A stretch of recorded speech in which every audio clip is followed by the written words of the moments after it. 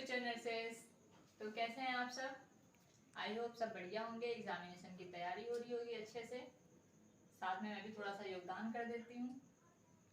तो अब तक हमने जो भी पढ़ा है लेबर में, पार्ट 3 तक हमने पढ़ लिया है। आज लास्ट पार्ट पढ़ेंगे हम, नॉर्मल मैकेनिज्म ऑफ लेबर।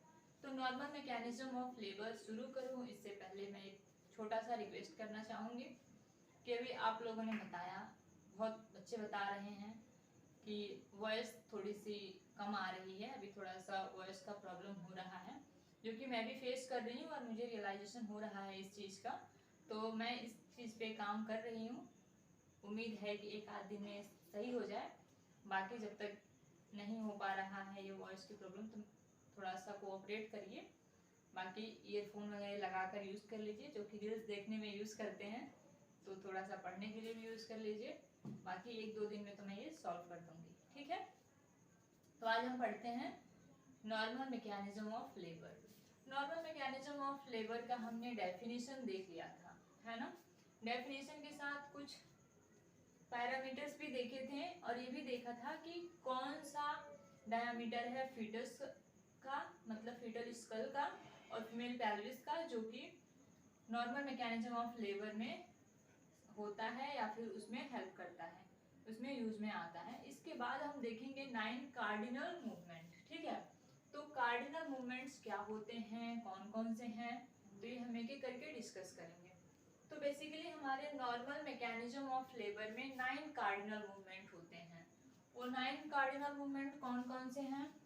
तो फर्स्ट आता है हमारा engagement, descent, flexion, internal rotation, crowning, extension, restitution, external rotation of head and internal rotation of shoulder, and last one है delivery of shoulder and trunk by lateral flexion।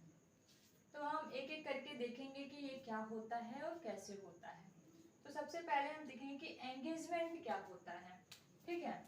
हमारा first point है engagement. तो engagement का मतलब ये होता है, जो ये एंगेजमेंट जो स्टेप है या फिर ये जो कार्डिनल मूवमेंट है, तो ये कब होता है? जो प्राइमरी मदर होती हैं उनमें लास्ट 4 वीक से स्टार्ट हो जाता है एंगेजमेंट, और इसके साथ जो मल्टी ग्रेविडा फीमेल होती हैं उनमें during the time of labour start होता है, ठीक है।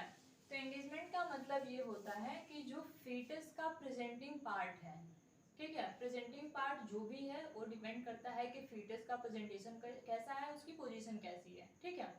तो इस टाइम पे जो भी उसका प्रेजेंटिंग पार्ट होता है वो ट्रू पेल्विस में एंगेज हो गया रहता है।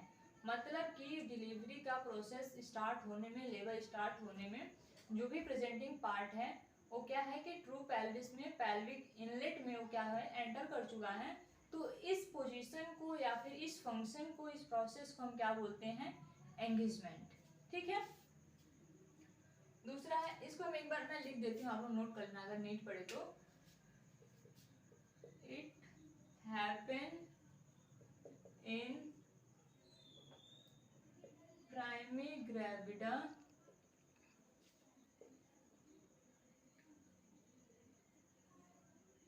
in last 4 week of gestation और लेबर। और मल्टी ग्रेविडा में कब होता है?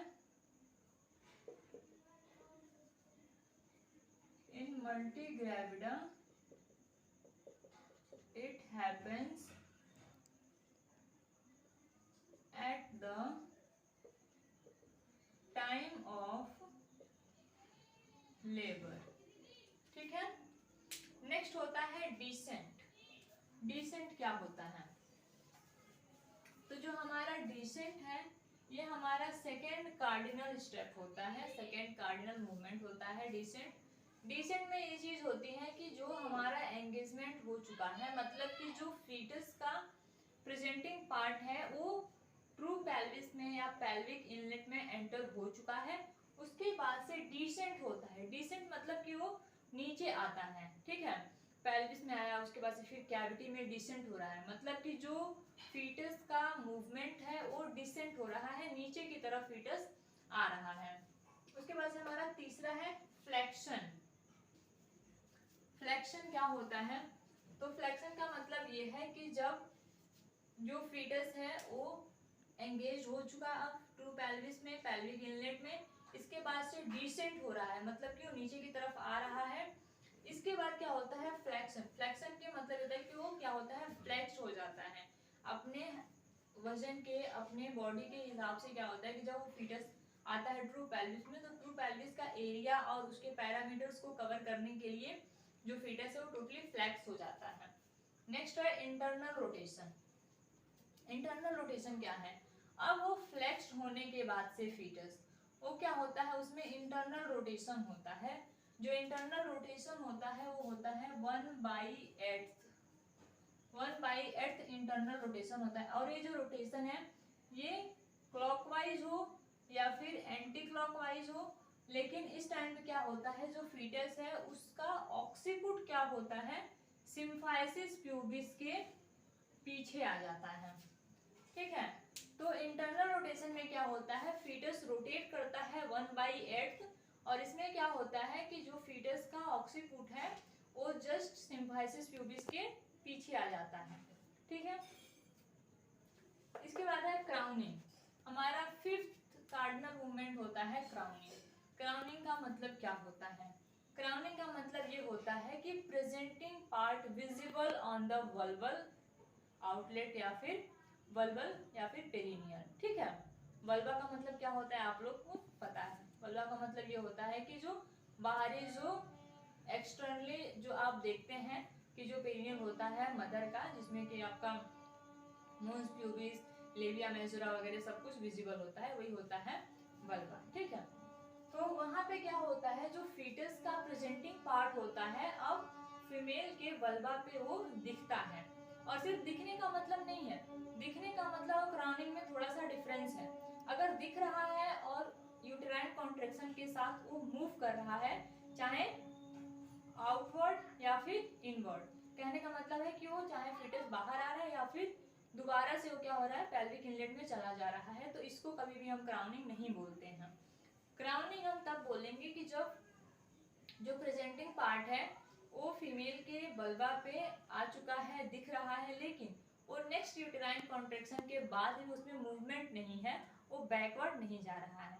जब ये चीज हम नोटिस करेंगे और ये चीज हम फाइंड आउट करेंगे ये फुलफिल हो रहा है, इसका मतलब कि ये क्राउनिंग है। क्लियर? नेक्स्ट है एक्सटेंशन। क्राउनिंग के बाद एक्सटेंशन होता है। एक्सटेंशन का मतलब कि अब जो फीटस है, जो बेबी है, उसका क्या है कि जो प्रेजेंटिंग पार्ट है वो वल्वा पे दिख रहा है, क्राउनिंग हो चुकी है।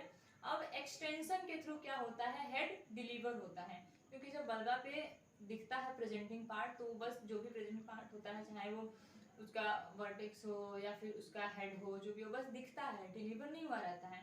इसलिए क्या होता है कि एक्सटेंशन होता है, मैनुअली एक्सटेंशन होता है, और उससे क्या होता है? जो हेड होता है वो डिलीवर हो जाता है। नेक्स्ट है रेस्टिट्यूशन। रेस्टिट्यूशन का मतलब ये होता है जो हेड होता है, हेड का रोटेशन होता है अपोजिट साइड में। ठीक है, जैसे कि जो फीटस है उसका हेड डिलीवर हुआ है अगर, और हमेशा जो फीटस का हेड डिलीवर होता है वो डाउनवर्ड होता है, मतलब कि जो उसका हेड रहता है वो नीचे की तरफ होता है। नीचे की तरफ किधर होता है? फीमेल के एनल साइड पे उसका हेड होता है। ठीक है, तो उस टाइम पे क्या होता है कि जब वो नीचे रहेगा तो जब उस रेस्टिट्यूशन में क्या करते हैं? उसको अपोजिट साइड में रोटेट करते हैं, मतलब कि उसका हेड रोटेट करेंगे और किधर आ जाएगा? फीमेल के थाई के अलाइनमेंट में। ठीक है, इसको हम बोलते हैं रेस्टिट्यूशन। इसके बाद से आता है external rotation of head and internal rotation off shoulder. अब हमने हेड को रोटेट कर दिया था, अब उसको फिर से हमारा रोटेशन होता है एक्सटर्नल रोटेशन ऑफ हेड, क्योंकि वो तो अपोजिट साइड में हमने थाई तक किया था। ठीक है, अब हम उसको क्या करेंगे? जब एक्सटर्नल रोटेशन ऑफ हेड करेंगे मतलब कि वल्वा के साइड उसका हेड आ जाएगा, और जब वल्वा के साइड हेड आएगा तो एंटीरियरली जो शोल्डर है, मतलब कि इनसाइड द इनलेट है या फिर इनसाइड द पेल्विक फ्लोर है, तो क्या हो जाएगा कि वो इंटरनली रोटेट हो जाएगा। तो जो हम बाहरी क्या करेंगे? फीटस के हेड को रोटेट करेंगे अपोजिट साइड में, तो एक्सटर्नली, तो इंटरनली क्या हो जाएगा, फीटस का जो शोल्डर है वो भी रोटेट हो जाएगा। अब इसके बाद से हमें क्या करना है, delivery of shoulder and trunk by lateral flexion. अब इसके बाद से हम क्या करेंगे, जो हेड था उसको दोबारा से थाई की तरफ लैटरल फ्लेक्शन करेंगे, और इसी के साथ क्या होता है, फीटस, और फीटस क्या होता है, डिलीवर हो जाता है। फीटस नहीं मतलब कि उसका शोल्डर डिलीवर होता है, और शोल्डर जैसे डिलीवर होता है मतलब कि उसमें सारा कंडीशन खत्म, इसके साथ से क्या होता है, फीटस पूरा का पूरा डिलीवर हो जाता है, उसके ट्रंक वगैरह सब कुछ बाहर आ जाते हैं, क्योंकि जितना टाइम लगता है हमें शोल्डर को डिलीवर कराने में, ठीक है। इसके बाद से क्या होता है कि हमारा जो ट्रंक है, जो भी लिम्स वगैरह हैं वो इजीली डिलीवर हो जाते हैं। तो ये तो हमारा हो गया नॉर्मल मैकेनिज्म ऑफ लेबर, जिसमें कि हमने 9 कार्डिनल मूवमेंट पढ़ लिए हैं। इस मैकेनिज्म ऑफ लेबर के बाद से बाकी वही है कि हम फीमेल को ऑब्जर्व करते हैं, प्लासेंटा को डिलीवर कराते हैं आफ्टर 15 मिनट्स।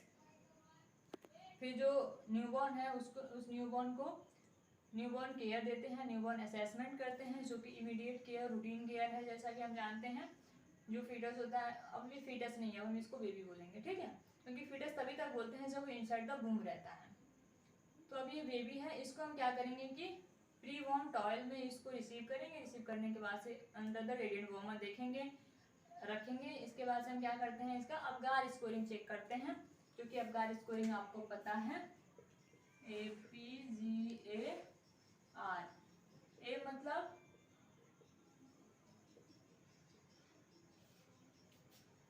अपीयरेंस, P मतलब pulse, G stand for grimacing, A stand for activity, and R stand for respiratory effort, ठीक है। तो हम अबगार स्कोरिंग चेक करते हैं, जिसका टोटल स्कोर होता है 10। तो ये हम चेक करते हैं with in 1 minute, with in 1 minute after delivery, ठीक है। यहाँ पे हमारा लेबर खत्म होता है। इसके बाद से हम क्या करते हैं कि न्यूनेटल केयर देते हैं। अगर न्यूनेटल की हालत ठीक रही, उसमें कोई भी ऐसा कुछ कॉम्प्लिकेशन नहीं है, कोई बर्थ इंजरी नहीं है, तो उसको हम क्या करते हैं, जनरली मदर के पास रखते हैं, कैम्पसी प्रोवाइड करते हैं, और जितना जल्दी हो सके ब्रेस्ट फीडिंग इनिशिएट करते हैं। जैसा कि हम शुरू से पढ़ते आ रहे हैं, जानते हैं कि अगर नॉर्मल वेजाइनल डिलीवरी हुई है तो उसमें जितना जल्दी हो सके, एज सुन एज पॉसिबल, हमें क्या करना है, ब्रेस्ट फीडिंग कराना है, जो कि मदर को पोस्टपार्टम हेमरेज से सेव करता है, बचाता है, ठीक है। और यदि जो LSCS हुआ हो या फिर सीजरियन सेक्शन जो मदर को हुआ है, सीजरियन सेक्शन से बच्चा डिलीवर हुआ है, तो उसमें आफ्टर 4 आवर हम क्या करते हैं, ब्रेस्ट फीडिंग कराते हैं। तो यहाँ पे हमारा टॉपिक खत्म होता है। अब नेक्स्ट टॉपिक हम पढ़ेंगे फोर्सेप डिलीवरी, ठीक है। Thank you. तब तक के लिए आप लोग रिवाइज कर लो, अगर कोई डाउट हो तो पूछ लेना। बाकी देखते हैं, प्रिपेयर होके आना फोर्सेप डिलीवरीज के लिए। इसके साथ हम अपने क्लासेस ऑफ करते हैं। बाकी वही as usual, like subscribe and share, जिसको भी हो सकता है, कहाँ किसी को नीड हो, कोई आपके फ्रेंड्स हो, कोई मेडिकल्स हो, नर्सिंग स्टूडेंट्स हो, तो उनको शेयर करिए। बाकी पढ़ते हैं आगे। Thank you very much, have a good day.